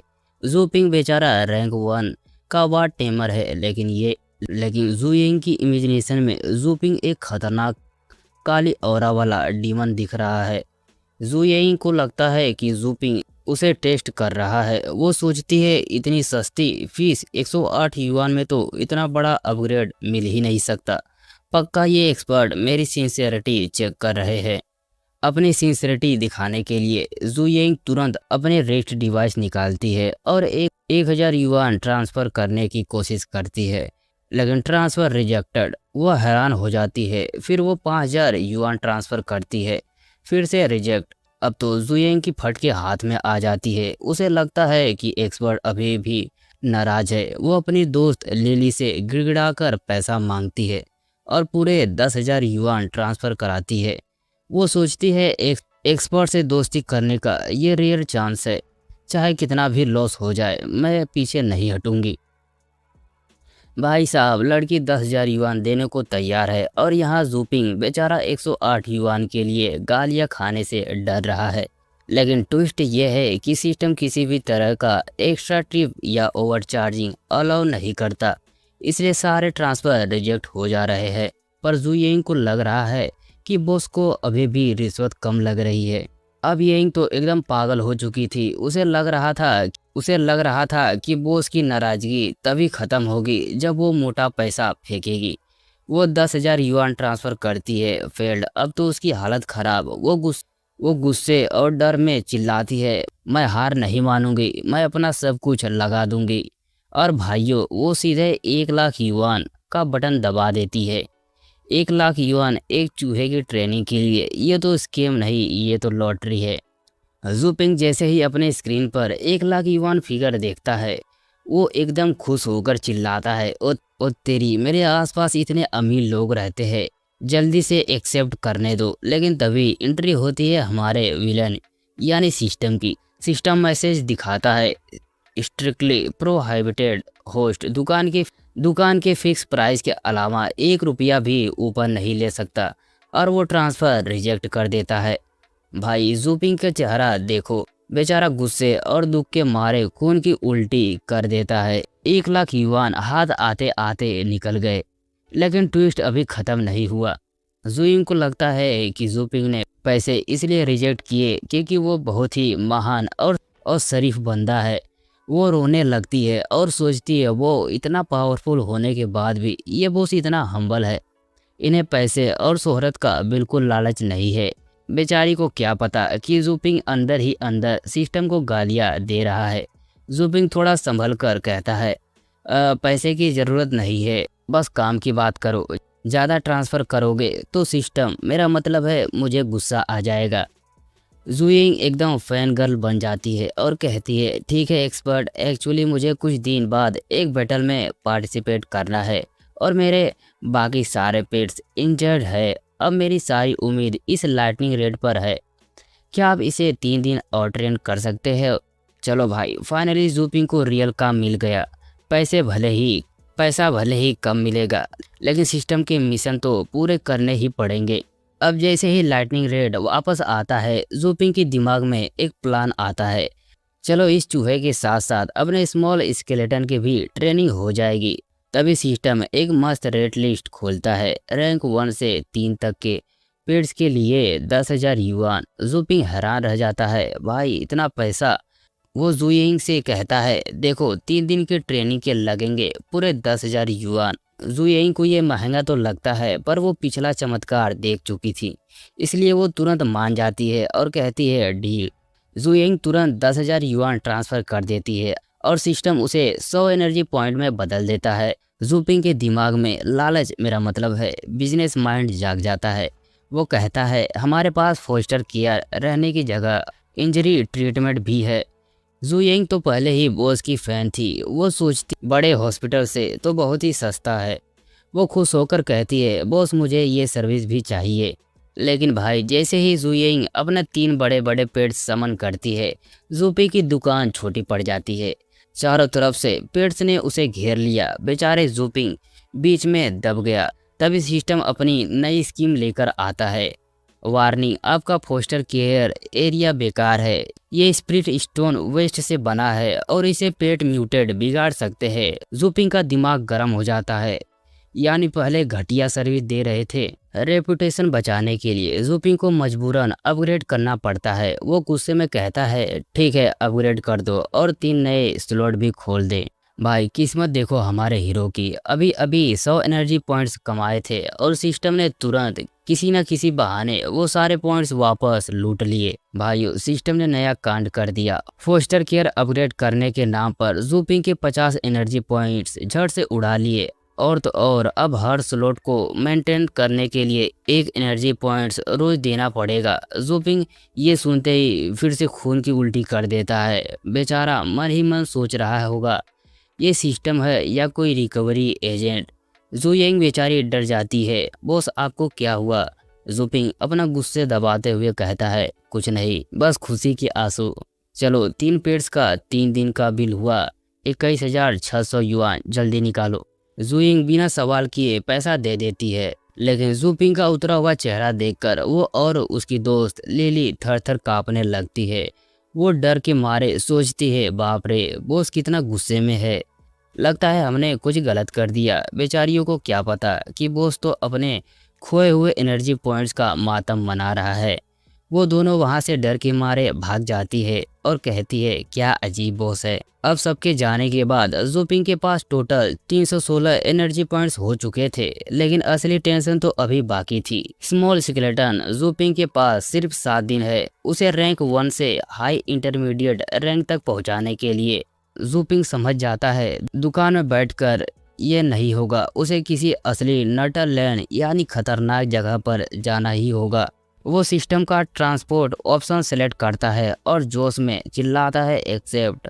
अगले ही पल जूपिंग और उसका छोटा स्केलेटन एक नई और डरावनी दुनिया में टेलीपोर्ट हो जाते हैं। और इसी के साथ ये चैप्टर होता है खत्म। तो भाइयों चैप्टर की शुरुआत होती है जूपिंग के पोर्टल के सामने खड़े होने से। सिस्टम उसे 3 पीक रैंक नर्टल लैंड दिखाता है, एशियंट गोड वर्ल्ड, क्लाउड सी लाइटनिंग और चूज डेथ स्पिरिट वर्ल्ड। एक जगह पर जाने की फीस 1000 एनर्जी पॉइंट्स है। जूपिंग अपना दिमाग लगाता है और सोचता है कि स्मॉल स्केलेटन के लिए सबसे बेस्ट ट्रेनिंग ग्राउंड कौन सा होगा। और भाई वो एकदम खतरनाक स्माइल के साथ चूज करता है चूज डेथ स्पिरिट वर्ल्ड। बिना डरे वो सीधा पोर्टल के अंदर जंप कर देता है, लेकिन जैसे ही वो वहां पहुंचता है उसका स्वागत फूलों से नहीं बल्कि मौत के बदबू से होता है। चारों तरफ खून की महक थी और आसमान में एकदम खौफनाक लाल चांद चमक रहा था। जूपिंग अभी संभल ही रहा होता है कि तभी कुछ अजीब लाल टेंटिकल्स उसे जकड़ लेते हैं। जूपिंग को ऐसा लगता है कि मानो उसके शरीर की सारी ताकत खत्म हो रही है, वो हिल भी नहीं पा रहा था। तभी उसे यह एहसास होता है कि यह जगह कोई मजाक नहीं है। अभी तो पार्टी शुरू हुई थी भाई, अगले ही पल हमारे बेचारे स्मॉल स्केलेटन पर एक खतरनाक हमला होता है और एक झटके में उसकी सारी हड्डियां चकनाचूर हो जाती है। सिस्टम का मैसेज आता है स्मॉल स्केलेटन डेड, लेकिन डरने की बात नहीं है क्योंकि नटल लैंड में जूपिंग अपने पेट्स को बार बार रिवाइव कर सकता है। तभी धुओं के बीच से एक बड़ा सा सींग वाला स्केलेटन वॉरियर निकलता है जो देखने में किसी नाइटमेयर से कम नहीं था। अब जूपिंग गौर से उस बड़े स्केलेटन को देखता है और उसके स्टेटस स्कैन करता है। भाई साहब ये कोई ऐरा गैरा स्केलेटन नहीं था, ये एक लार्ज साइज स्केलेटन था जिसका लेवल रैंक 7 था। जूपिंग थोड़ा सुकून की सांस लेता है कि चलो कम से कम यहाँ हर कोई किंग पेट तो नहीं है, वरना हमारा तो बैंड ही बच जाता। लेकिन भाई रैंक 7 भी कम नहीं होता। वो बड़ा स्केलेटन अपने भारी भरकम हथियार घुमाता है और एक ही झटके में हमारे बेचारे स्केलेटन को चकनाचूर कर देता है। सिस्टम फिर से चिल्लाता है स्मॉल स्केलेटन डेड। अब बारी थी हमारे प्रो लेवल लाइटनिंग रेड की। उसे लगा था कि वो अपनी स्पीड से बच जाएगा, लेकिन ये रैंक 7 का मॉन्स्टर तो कुछ ज़्यादा ही फास्ट निकला। एक ही अटैक में लाइटनिंग रेड के सारे ऑर्गन्स डिस्ट्रॉय हो जाते हैं और हमारा चूहा भी सीधा मौत के आगोश में सो जाता है। भाई सीन एकदम डरावना हो गया था। वो बड़ा स्केलेटन करके ऐसी हंसी निकालता है जैसे कह रहा हो इतना ही था तुम में दम। लेकिन वो बड़ा स्केलेटन एक बात भूल गया था, हमारे जूपिंग एक चीटर है, मेरा मतलब उसके पास सिस्टम है। जूपिंग एकदम गुस्से में चिल्लाता है स्मॉल स्केलेटन रिवाइव और लाइटनिंग रेड दिखा दे अपनी असली पावर, यूज लाइटनिंग स्लेश। जैसे ही पेट रिवाइव होता है लाइटनिंग रेड एक बिजली की तरह कूदता है और एक जबरदस्त लाइटनिंग स्लेश मारता है। पूरी आसमान नीली बिजलियों से भर जाता है और लाइटनिंग रेड उस पर अटैक कर देता है जो सीधा जाके उस मॉन्स्टर को लगता है। लेकिन अगले ही पल हम देखते हैं कि हमारा लाइटनिंग रेड के मुंह से खून आने लगता है और वो डेड हो जाता है, क्योंकि उस बड़े से मॉन्स्टर ने अपने हाथों को एक बड़े से हैंड में बदलकर लाइटनिंग रेड का काम तमाम कर दिया होता है। अब सीन देखो भाइयों, जूपिंग ने अपने पेट्स को रिवाइव तो कर लिया, पर बेचारे लाइटनिंग रेड और स्मॉल स्केलेटन की फट के हाथ में आ गई थी। दोनों डर के मारे जूपिंग के टांगों से लिपट गए, जैसे कह रहे हो बॉस हमसे ना हो पाएगा, घर चलो। जूपिंग उन्हें देखकर थोड़ा उदास होता है, पर फिर उसे याद आता है उसके पास एक ब्रह्मास्त्र है। वो तुरंत अपनी स्किल बुक निकालता है और चिल्लाता है यूज स्किल बुक, और सिस्टम से मैसेज आता है you have grasped skill killing intent rank 1। और भाई अगले ही पर पूरा माहौल बदल जाता है। जूपिंग और उसका दोनों पेट्स के चारों तरफ एक खतरनाक लाल रेड ऑरा निकलने लगती है।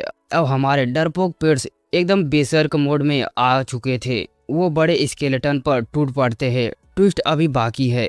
वो रैंक 7 का मोस्टर एक धमाकेदार अटैक करता है और स्क्रीन पर 3 बड़े बड़े मैसेज आते हैं, small skeleton dead, lightning red dead.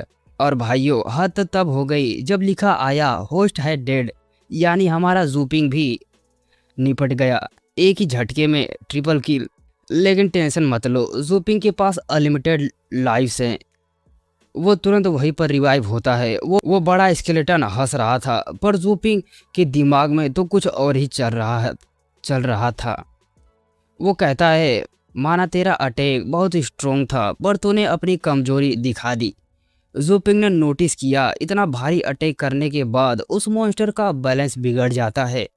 वो समझ गया कि मॉन्स्टर सिर्फ दिखाने में खतरनाक है, पर उसकी बॉडी अनस्टेबल है। जूपिंग फिर से जोश में कहता है रिवाइव ऑन द स्पॉट, चलो लड़कों अब इसकी असली कमजोरी पर वार करेंगे। अब जूपिंग ने मॉन्स्टर की कमजोरी पकड़ ली थी। वो चिल्लाता है लाइटिंग आफ्टर इमेज, और भाई हमारा चूहा लाइटनिंग रेड एक बिजली की लकीर बन जाता है। वो इतनी तेज था कि मॉन्स्टर उसे देख भी नहीं पा रहा था। जूपिंग प्लान समझता है, एक वार पैरों पर और दूसरा वार सीधे उसकी गर्दन पर। टारगेट एक ही था, वो चमकने वाला पत्थर जो मॉन्स्टर की ताकत का राज था। लाइटनिंग रेड लाइटनिंग स्लेश मारता है और फर से मॉन्स्टर के आर पार निकल जाता है। धमाका होता है और उस बड़े स्केलेटन का सिर धड़ से अलग हो जाता है। वो लाल जेम हवा में उछलता है और हमारा स्मॉल स्केलेटन उसे एक प्रो प्लेयर की तरह कैच कर लेता है। सिस्टम से बधाइयों की बारिश शुरू हो जाती है। Lightning red has completed the किल। हमारा चूहा अब रैंक 3 पर पहुंच गया था, और तो और उसकी lightning after image skill upgrade होकर मल्टीपल लाइटनिंग आफ्टर इमेज बन गई है, यानी हमारा चूहा नारुतो की तरह अपने क्लोन बना सकता है। जूपिंग खुश होकर कहता है क्लोन्स ये तो मस्त है। लेकिन असली ट्विस्ट अब आता है। जूपिंग देखता है कि स्मॉल स्केलेटन उस जेम के साथ कुछ अजीब कर रहा है। सिस्टम एक्सप्लेन करता है डीमन एट्रीब्यूट वाले अपने ही दुश्मन की ताकत को खाकर पावरफुल बन सकते हैं, और स्मॉल स्केलेटन उस जेम की एनर्जी को अपने अंदर सोख लेता है और उसकी आंखें लाल एंगर की तरह चमकने लगती है। वो ना सिर्फ रैंक 1 मैक्स लेवल पर पहुंच जाता है, बल्कि एक नई स्किल भी सीख लेता है, नौवीं रैंक स्वॉर्ड टेक्निक। जूपिंग उसे थपथपाते हुए कहता है शाबाश मेरे शेर, लाइटनिंग रेड मेहनत करे और मलाई तू खाए। अब ये लोग अपनी जीत का जश्न मना ही रहे थे कि तभी पूरा आसमान काला पड़ जाता है। जूपिंग ऊपर देखता है और उसकी फटके हाथ में आ जाती है। आसमान में एक विशाल हुडेड फिगर खड़ा था जिसके बड़े बड़े पंख थे और एक डरावनी औरा। उसे देखकर ऐसा लग रहा था मानो मौत का देवता खुद नीचे आ गया हो। जूपिंग के मुंह से बस एक ही बात निकलती है व्हाट द हेल। भाइयों ये तो बस ट्रेलर था, असली मौत अब सामने खड़ी है और यहाँ से चैप्टर होता है खत्म। तो भाइयों चैप्टर शुरू होता है उसी डरावनी फिगर के साथ जो आसमान में मंडरा रही थी। जूपिंग तुरंत अपना सिस्टम निकालकर उसे स्कैन करने की कोशिश करता है, पर रिजल्ट देखकर उसके होश उड़ जाते हैं। लेवल एट्रीब्यूट स्किल की जगह अब सिर्फ क्वेश्चन मार्क ही दिख रहा होता है। जूपिंग समझ जाता है कि यह इस नर्टल लैंड की कोई बहुत ही हाई लेवल क्रिएचर है। लेकिन हमारा हीरो तो थोड़ा लालची है ना। वो सोचता है अगर ये इतनी पावरफुल है तो पक्का इसके पास कोई पीक रैंक का खजाना ट्रेजर भी होगा। चलो इसका पीछा करते हैं। लेकिन भाई पीछा तो तब करेगा ना जब जिंदा बचेगा। वो हुडेड फिगर बस एक बार घूमती है, झटका मारती है कि जूपिंग के मुंह से उसकी आत्मा, मेरा मतलब है नीली एनर्जी निकलने लगती है।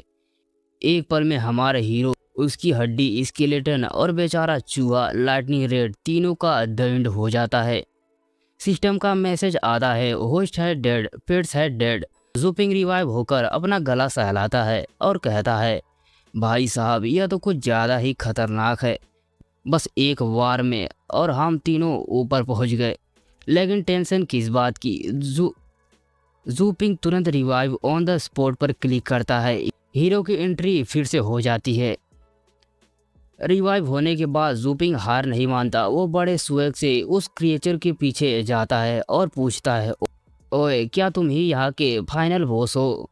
और फिर थोड़ा और पास जाकर हाथ हिलाता है, हेलो क्या तुम्हारे पास दिमाग है? मेरी बात समझ आ रही है? लेकिन भाई वो मॉन्स्टर कोई दोस्ती करने वाला नहीं था। वो एक बार घूमता है और हमारे हीरो के बोलने से पहले ही उसे फिर से ब्लू ब्लास्ट उड़ा देता है। जूपिंग की आखिरी डायलॉग, अरे रुको तो सही, मेरी बात तो पूरी हो जाने दो। और भाई बाकी की बात अगले जन्म में। सिस्टम फिर से वही पुराना मैसेज चिपका देता है, होस्ट है डेड, और पूछता है, मौका तो अनलिमिटेड है, क्या फिर से जिंदा होना है? जूपिंग गुस्से में बैठा सोचता है, लगता है हमारे बीच लैंग्वेज बैरियर है। ये मॉन्स्टर कोई मुझे मुफ्त का खाना समझ रहा है क्या? जब मन करता है तब फुस करके मार देता है। मेरा प्रीशियस टाइम वेस्ट कर रहा है यह हड्डी का ढांचा। जूपिंग समझ जाता है कि यहाँ रहने का कोई फायदा नहीं है। वो रैंडम रिवाइव का बटन दबाता है ताकि किसी दूसरी जगह टेलीपोर्ट हो सके। अगले ही पल वो एकदम सुनसान और अजीब सी जगह पहुंच जाता है जहां हर तरफ नुकीली चट्टानें और हड्डियां थी। जूपिंग कहता है, भाई यहाँ तो सन्नाटा कुछ ज़्यादा ही है।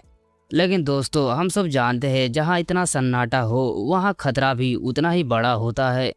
भाई जूपिंग ने सोचा कि मैं तो वहाँ से निकल गया। लेकिन रैंडम रिवाइव टेलीपोर्ट होने के बाद जूपिंग जैसे ही नीचे देखता है उसकी आत्मा कांप जाती है। सामने कोई 2-4 मॉन्स्टर नहीं बल्कि लाखों स्केलेटन की एक विशाल फौज खड़ी थी। जूपिंग के मुंह से बस एक ही बात निकलता है, ये कौन सी नर्क वाली जगह है भाई? लेकिन रुको, असली मजा तो अब है। जूपिंग देखता है कि वही हुडेड क्रिएचर जिसने उसे अभी मारा था वो भी फौज में खड़ी थी। वो भी जूपिंग को देखकर एकदम दंग रह जाती है और उंगली दिखाकर चिल्लाने लगती है जैसे कह रही हो, अरे ये भूत फिर से वापस आ गया। लेकिन जूपिंग कुछ समझ पाता उससे पहले ही खतरनाक पर्पल रंग का स्पेक्ट्रल हाथ उसे दबोच लेता है। सामने जो सीन था उसे देखकर किसी के भी फटके हाथ में आ जाए। एक विशाल सिंहासन पर बैठा था एक स्केलेटन किंग, सर पर ताज, पीछे एक विशाल तलवार और कदमों में एक खूनी लाल मैजिक सर्कल।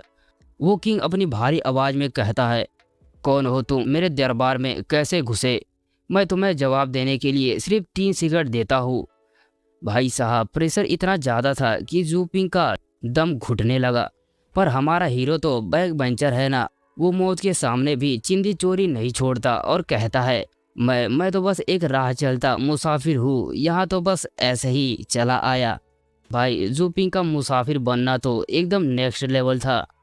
स्केलेटन किंग को गुस्सा दिलाने के लिए काफ़ी है। अब जूपिंग उस विशाल पर्पल हाथ में फंसा हुआ था। वो सोचता है, ये मॉन्स्टर मुझे तुरंत मार क्यों नहीं रहा? ये मुझे डरा रहा है। जूपिंग एक बात समझ जाता है, अगर ये मुझे बंदी बनाकर रखेगा वो सिस्टम की रिवाइवल पावर यूज नहीं कर पाएगा और उसका मिशन फेल हो जाएगा। जूपिंग नोटिस करता है कि स्केलेटन किंग थोड़ा कंफ्यूज है क्योंकि उसने आज तक कोई इंसान नहीं देखा। हमारा हीरो तुरंत अपना स्कैमर दिमाग चलाता है और सोचता है, बेटा अब वक्त है इसे थोड़ा चूना लगाने का। वो एकदम सीरियस चेहरा बनाता है और झूठ की बारिश शुरू कर देता है। सुन ओए हड्डी के राजा, मैं कोई आम इंसान नहीं हूँ, मैं दुनिया का सबसे ताकतवर इंसान का क्लोन हूँ। मैं यहाँ बस ये चेक करने आया हूँ कि तुम लोग हमारे लिए कितना बड़ा खतरा हो। जूपिंग इतना कॉन्फिडेंस से फेंकता है कि पूरी दरबार हिल जाता है। वो आगे कहता है, अगर मुझे लगा कि तुम लोग ज़्यादा उड़ रहे हो तो मैं अपनी असली ताकत बुलाकर तुम सबका नामो निशान मिटा दूंगा। ये सुनते ही वहाँ खड़ी हुडड क्रिएचर जिसने जूपिंग को मारा था घबरा जाती है और चिल्लाती है कि किंग की रक्षा करो। लेकिन स्केलेटन किंग को तो गुस्सा आ जाता है। वो अपनी आंखों से एक खतरनाक लाल बीम निकालता है और डैम वो अपने ही लॉयल सबऑर्डिनेट को एक झटके में मौत के घाट उतार देता है। सीन एकदम इंटेंस था, लेकिन हमारा जूपिंग तो डरने की जगह इस स्केलेटन किंग को ही टोंट मारने लगता है। वो कहता है, अरे रे, ये वफादार नौकर था, उसे मारने में तुझे शर्म नहीं आई? लगता है तू सिर्फ कमजोरों पर ही अपनी ताकत दिखाना जानता है। असली एक्सपर्ट के सामने तो तू अभी गिड़गिड़ाएगा, है ना? भाई साहब, इतनी हिम्मत! मौत के मुंह में हाथ डालकर उसका दांत गिन रहा है हमारा हीरो। जूपिंग की बातें सुनकर स्केलेटन किंग का पारा हाई हो जाता है। वो चिल्लाता है, इस दुनिया में कोई मुझे धमकी नहीं दे सकता। और भाई वो एक खतरनाक अटैक करके जूपिंग को वही ढेर कर देता है। सिस्टम का मैसेज आता है, होस्ट हैज डेड। लेकिन रुको, ये तो जूपिंग का प्लान था। जैसे ही वो मारा, वो उस पर हाथ के पकड़ से आज़ाद हो गया और तुरंत रिवाइव होकर किंग के सामने दोबारा खड़ा हो गया। जूपिंग एक कमीनी स्माइल के साथ कहता है, ओ ऐसी बात है, जब तक मैं बंधा हुआ नहीं हूँ तब तक खेल मेरे हाथ में है। ये देखकर वहाँ खड़े स्केलेटन के होश उड़ जाते हैं। वो हैरानी में चिल्लाते हैं, टाइम रिवर्स! क्या इसने वक्त को पीछे मोड़ दिया? अब यहाँ से शुरू होता है असली मौत का नंगा नाच। स्केलेटन किंग पागल हो चुका था। वो जूपिंग पर हर तरह के अटैक करता है। कभी उसे आग में झुलसा देता है, कभी कांटों से छल्ली कर देता है, तो कभी बिजली से उड़ा देता है। स्क्रीन पर मैसेज की बारिश हो रही थी, होस्ट है डेड, होस्ट है डेड। लेकिन जूपिंग हमारा हीरो ढिठई की हद पार कर चुका था। वो बार बार जिंदा होकर किंग के सामने खड़ा हो जाता है, जैसे कह रहा हो, बस इतना ही दम है, किंग बेचारा थक जाएगा। पर हमारा हीरो मर मर कर थकने वाला नहीं था। जूपिंग इस इन्फिनिटी रिवाइवल का फायदा उठाकर किंग को मेंटली टॉर्चर कर रहा है। जूपिंग ने तो हद कर दी। इतने बार मरने के बाद वो एकदम रिलैक्स हो गया है। वो एक कमनी स्माइल के साथ कहता है, हाँ, ये जो तुम तुरंत मार देते हो ना, इसे मुझे दर्द भी नहीं होता। अब मुझे इसकी आदत हो गई है। दूसरी तरफ स्केलेटन किंग की फटके चार हो चुकी थी। वो सोच रहा था, ये कैसा भूत है इस डेड स्पिरिट वर्ल्ड में? यह बार बार वक्त को पीछे कैसे मोड़ रहा है? ये सबसे ताकतवर इंसान सच में कितना खतरनाक है?